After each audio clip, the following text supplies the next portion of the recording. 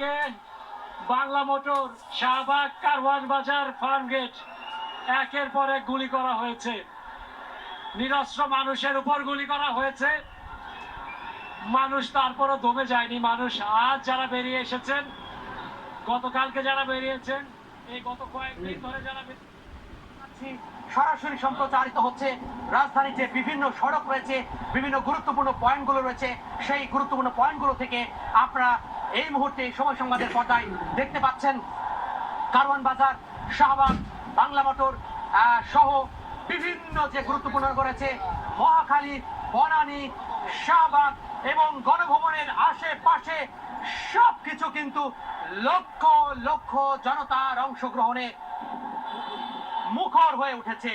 অর্থাৎ কোনো গলি কিন্তু বাকি নেই, কোনো সড়ক কিন্তু বাকি নেই, কোনো বাড়ি কিন্তু বাকি নেই। সকল মানুষ ঘর থেকে বেরিয়েছেন।